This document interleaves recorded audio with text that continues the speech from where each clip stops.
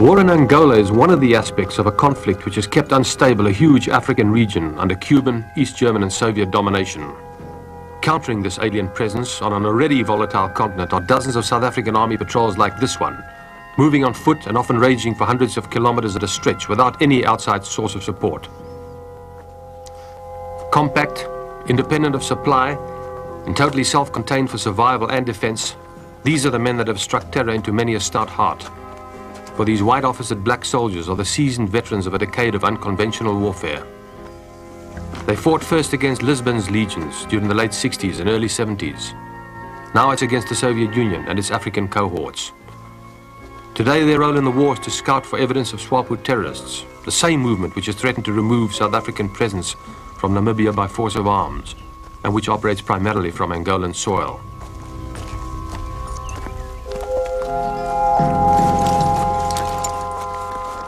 Much of the movement inside this hostile terrain is restricted to earlier and later parts of the day. Long experience has taught these soldiers that activity during the hours when the sun reaches its peak can be counterproductive. All considerations essentially narrow down to the availability of water or whatever other liquid might be available. It's then that the major meal of the day might be prepared. Most times, this consists of standard issue food of the type that is universally known in South Africa's operational area as rat packs. Back at base, the pace slows noticeably until the next phase of the operation is reached. Officers and men of all races mix easily, their dress and demeanor reflecting the rugged bush life to which the majority are subjected, for this is an elite corps. On patrol, the men might be required to work in the same set of clothes for a month, without once being able to wash their faces. Always, white officers and NCOs black their faces and expose parts of their body. Angola is a black man's country, where history has proved the white are transient, even though the Portuguese held it for 5 centuries. We are now in South Angola, a country that the Portuguese often term Terra do Mundo, the land at the end of the earth. It's here where the South Africans have taken the war to the enemy. They send in search and destroy teams in order to take out SWAPO terrorists. These people are preparing for an operation. We've caught them at the last moment on the ground, just before they're about to take off. Among them are quite a few illustrious war heroes, including one of them, Corporal Costa, who recently was awarded one of the highest medals in the South African Army, the Honoris Crux. He achieved his role in an attack several years ago, in which he brought out 12 wounded. Captain Jules here is a 25-year-old South African Army captain, serving with this Special Forces team. And how long have you been in the bush? I've been in the bush now roughly over a month. And how do you live when you are on your own like that? Do you have support from the South Africans, supply? Yes, we do have support from South African supply. If we don't get support, we get our own food. What is that? Oh, we get some buck, which is kudu. And what do you do for water? We sometimes dig for it, and sometimes we can get it from the local pops, which we get, they call it the kashimo, which is in fact a water hole. The availability of water lies at the core of every single operation launched by South Africans in this region. Without it, no one would survive more than a day, for it's a sun-seared land, blistered by years of drought. The operation must bring in its train anything else that might be needed, like food, ammunition, batteries for radios, medical equipment, and even the rare luxury, like milk in cartons. Prior to the launching of the operation, all supplies are stockpiled, ready for disposal, as and where required. Fuel too has to be taken in drums, enough to keep several squadrons of aircraft operational during a crisis. Like the rest, these supplies are taken in by helicopter. Many of the men comprising this force are veterans by the time they are 20. You're in the bush on your 21st birthday. Where were you when you turned 20, Lieutenant Richard? I was last year in the bush same time, when I was 20, as well as last Christmas and New Year. So you've basically had 2 years of operations with this unit? Basically going now, ending my second year this year. Are you going to stay in the army? Yeah, I'm in permanent force at this stage. You like it? I like it. It's got a good life. What is the attraction? What is it that you feel about it? At this stage, it's just the nature, fresh air, and the bush. And the war itself, which is obviously why you're here? There's no other choice. Somebody's got to do the job. somebody must be rammed. What part of the operations are you involved in? It's just the cleaning up operation, sweeping Inside Angola? just inside Angola, and we work internal as well. Do you have your share of contacts in this war? We have our fair share of contacts. You can go a few days, we get absolutely nothing. Other days you have your luck. What do you consider luck? Your luck is when the day you get your contact and you get your few kills in your contact. Does this involve a great deal of follow-up? This does, definitely does, because you follow-up is not just an easy task. Some days you must run at least 20, say anything between 6 and 20 Ks on a follow-up, see what you get. Following the patrols, the main strike force will enter an area, and here, on day one, the task force commander will outline the nature and extent of the operation. The possible position of the Northern Front headquarters of SWAPO is in that vicinity, around about 7 to 8 kilometers northeast of Angola. There will be 300 to 400 terrorists in that base, as well as the command structure of the Northern Front of SWAPO.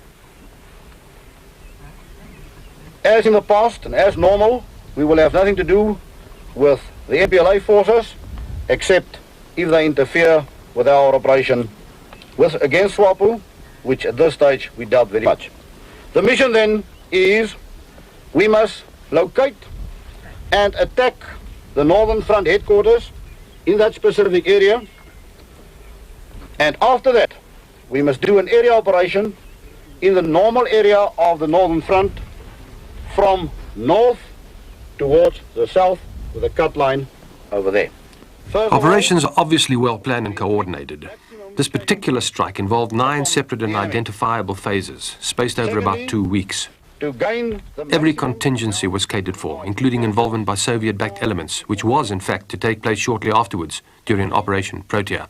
To take maximum equipment and weapons from the enemy, or to destroy that equipment of the enemy. And then fourthly, to disrupt the command and control system of the Northern Front headquarters. Every war spawns its crop of surprises, or, for that matter, lack of them. Then the men wait. In this case, it took the unit almost a week to make a sizable contact. Intelligence reports which had been accurate a month before were outdated by the time that Operation Carnation, as this strike was known, was launched. One day rolled into another, and the men did the best they could to make themselves comfortable in the sparse bush country of South Angola. It's times like this that are dreaded by operational commanders. For even though there is no activity, security has to be maintained at the highest and most efficient level possible. The camp has to be guarded around the clock against attack, a possibility which exists in any combat region. For this, the men dig in. At night, they sleep in prepared positions, like these. For some of us, it's almost a prelude to a fate that ultimately awaits us all. Nightfall in the African bush is always a magnificent spectacle, even in an Angola racked by war. It's what the next day promises that presents the contrasts. Devolve-os aqui. Nós louvemos o seu nome santo. Você é nosso protetor e salvador. Amém. Okay, good luck for the operation. All the best. Must go well. Okay. Roger, go. Come on. Okay, you have good luck.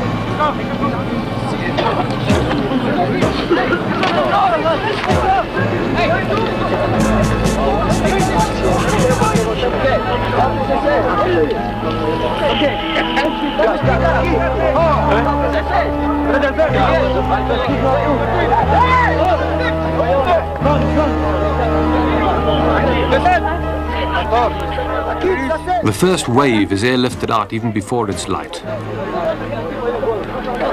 The rest of the strike force, whether cleaning a rifle or just standing by, wait for the helicopters to return and the brief journey that might take some of them to glory or to eternity.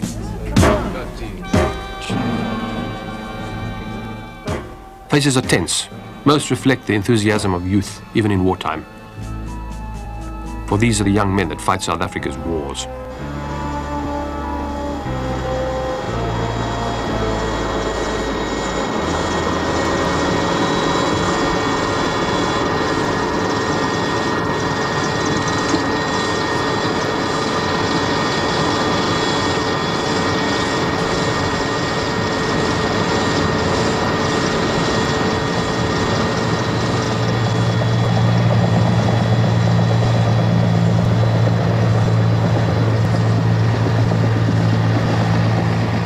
Divided into sticks, the men scattered to predetermined aircraft which will carry them to their destinations and hopefully action. For though they might become a statistic in the course of the morning's events, few of these battle-hardened soldiers would hope for a lemon, as an aborted operation is colloquially termed.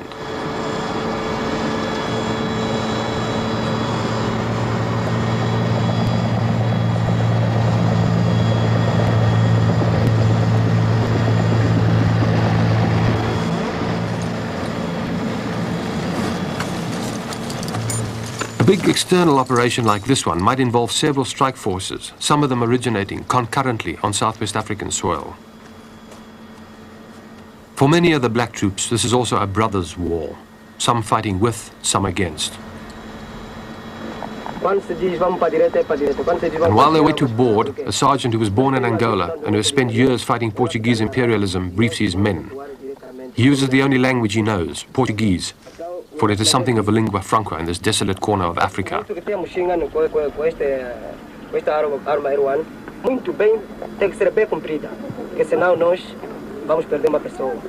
Like the others, these men are intent on action, for theirs is a war of deed, not of word.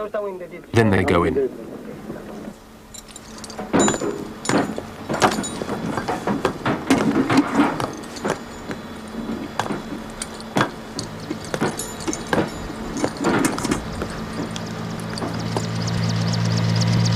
From a dozen points on the compass, the strike force lifts off. Few of the men carry more than their rifles, spare ammunition clips and water, for most will be back at base before nightfall. Each will have a story to tell. In truth, the measure of a man's worth on this continent is his ability to cope in times of adversity, even in wartime. Occasionally, ground forces will have an armor backup, such as when several task forces recently struck at an array of SWAPO bases adjacent to Ongiva and Jangango during August this year. For this purpose, the South Africans have developed an incredibly versatile infantry fighting vehicle known as the rattle, the Afrikaans word for the fiery little African honey badger of Robert Ruark fame. These vehicles, designed for mobile warfare, have proved adept at tackling most of the problems encountered in the kind of war in which the South Africans now find themselves, including the threat of enemy armor. It's no secret that during Operation Protea, rattles acting in concert with Eland armored cars knocked out several squadrons of Soviet-built T-34 and PT-76 tanks without the loss of a single vehicle of their own.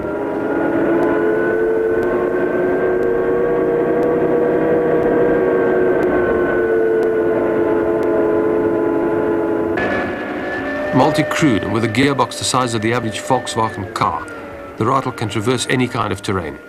Literally, it is able to plow its way through the densest South Angola forest.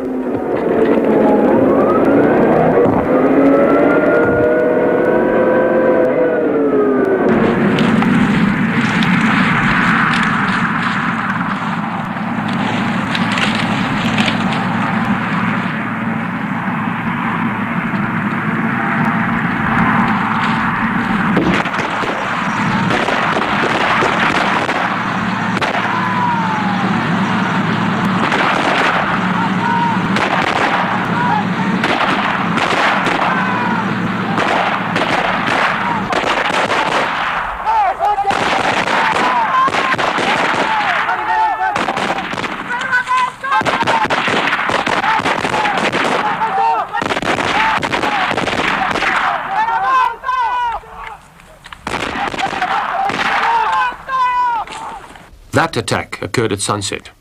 We went in the following morning at first light. The sight that greeted us was awesome.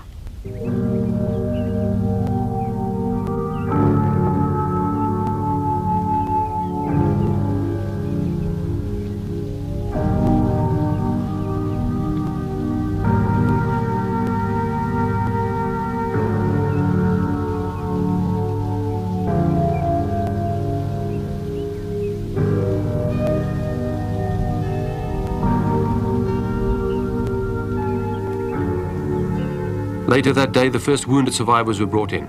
Like this youngster who was found some distance from the SWAPO camp, lucky to be alive. He had been caught in a crossfire and a subsequent skirmish with an enemy unit.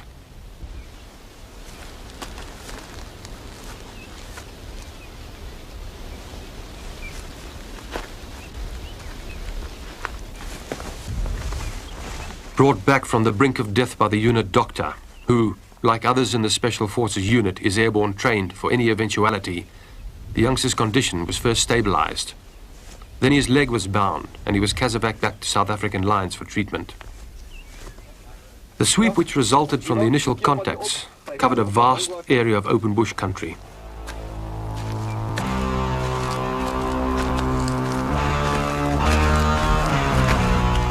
For nearly a kilometre, the sweep line followed the contour of bush and burnt grass, evidence of the previous day's hostilities.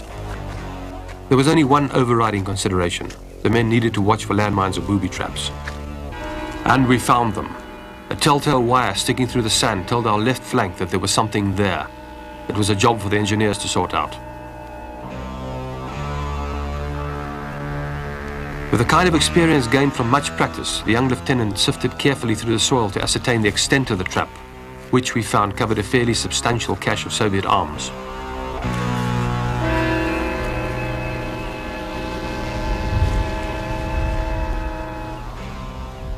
Still not satisfied, he connected a grappling iron to more wires.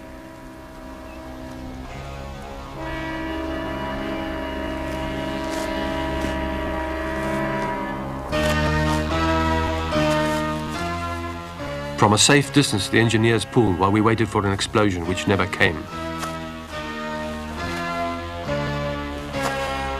The entire cache area had been mined for just such an eventuality, with the business end of the bomb covered in plastic against the vagaries of weather. The cache itself yielded its share of surprises.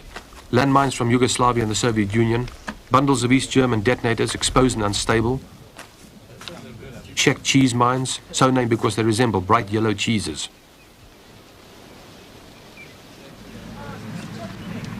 Throughout the secondary operation, we were provided with air cover, though on that occasion we didn't need it. And once completed, the sweep went on, hour upon hour, in search of more SWAPO caches of explosives and weapons. The work was tedious and exacting, as it is each time there's an external strike, but it has to be done. Above the whine of a battalion of insects and flies, the only friendly sounds come from above. The camp itself, once we reached it, was a daunting proposition. Kilometre after kilometre of twisting trenches and buried bunkers. There was no way of telling whether any or all had been booby-trapped. Obviously, the enemy had fled, leaving little of value behind, except clothing, some ammunition, documents, and the primitive paraphernalia of survival in an equally primitive land. When the engineers weren't certain of the security of a particular position, they employed their own means to find out where the danger still lurked. This SWAPO camp was hit by the Parabats last night. The Parabats are the South African version of American Airborne. They came in at dusk and they withdrew half an hour later. The base itself extends over an area of about 20 football fields. It's huge, it's camouflaged. It typifies the sort of war that is being fought. It's not a sophisticated installation, but it's functional for the purpose of the kind of terrorism which is being waged into Southwest Africa. SWAPO, it is said, never returns to one of their bases once it has been cleared by the South Africans. Possibly they fear that it might have been booby-trapped in turn.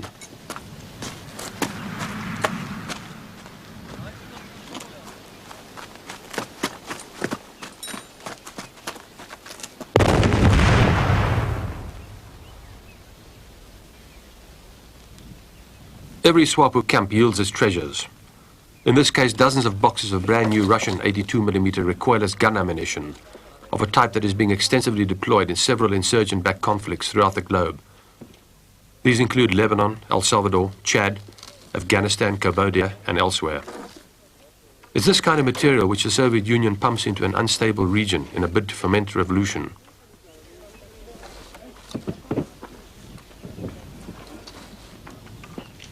While the rest of Angola starves, these boxes, each one containing 4 bombs, and together conservatively estimated in value at the price of a modest prefabricated cottage, have been transported through some of the most difficult country in Africa to be used in war.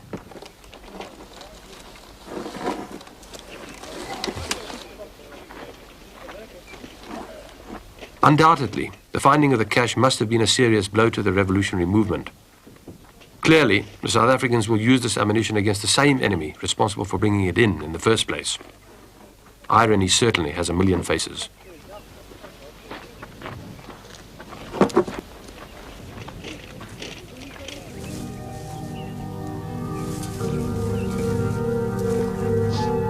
Not all of the war material is new.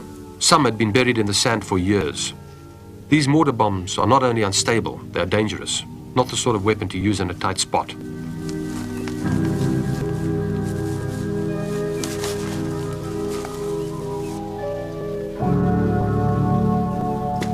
The rest is brand new. It's this material, complete with Russian markings, that will be airlifted out of this remote region. For to leave it behind could result in it being used against the South Africans at a later stage. For this purpose, a fleet of helicopters is employed, bringing in fresh troops, provisions and water and taking out the spoils of war.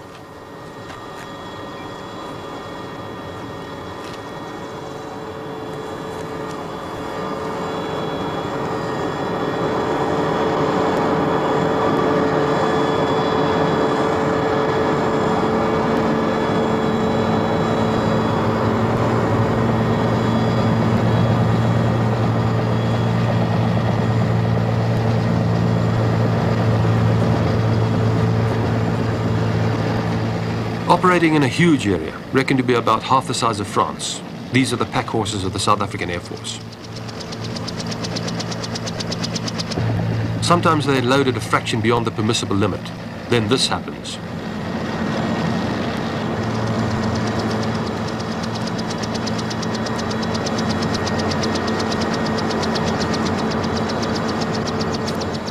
Loading begins, the criterion being more or less whether the chopper will be able to lift off with this heavy load of munitions or not. To the air crews, it's often a thankless job, well done, and not without its risks. In truth, the helicopter pilots of the South African Air Force are the often unsung heroes of this war.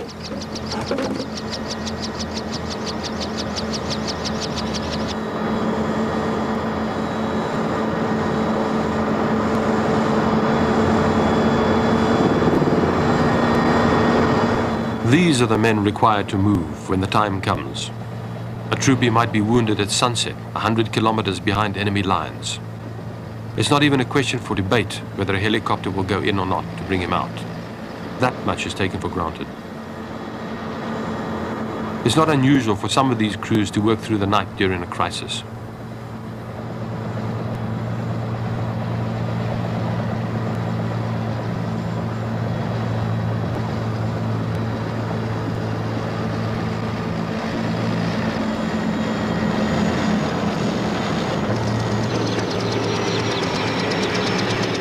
Brigadier, I've been on operations with your forces in this operational area for 3 weeks, both here in northern Southwest Africa and South Angola.